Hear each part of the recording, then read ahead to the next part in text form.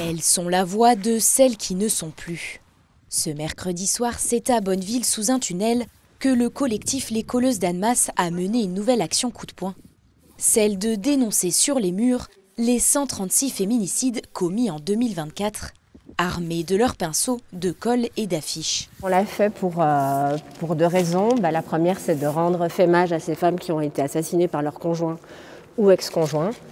Et c'est aussi de reprendre la place dans l'espace public, celle qu'on ne laisse plus aux femmes et celle qu'on ne laisse pas aux femmes mortes en tout cas. Et si on fait cette action de nuit, c'est parce qu'elle est illégale. Mais c'est pour nous important de braver un petit peu cette loi stupide et de se réapproprier l'espace en tant que femme et en tant que femme qui luttons contre les violences faites aux femmes. Parcourir les rues en collant noir sur blanc la vérité pour alerter sur cette situation tragique, mais aussi dénoncer l'immobilité des pouvoirs publics.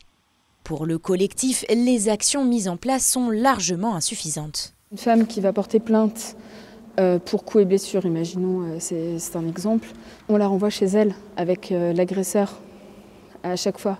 Avant, on mettait aussi, comme disait Pauline, on mettait le nombre de plaintes et le nombre d'enfants qui se retrouvent aussi orphelins.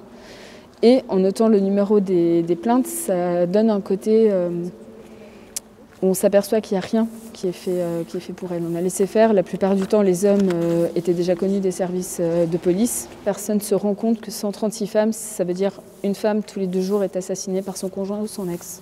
C'est pas concevable pour nous de les oublier. En plus des affiches, slogans et bougies sont venus compléter ce tableau mémoriel. En 2025, selon le décompte du collectif Nous Toutes, 3 femmes ont déjà trouvé la mort victimes de violences.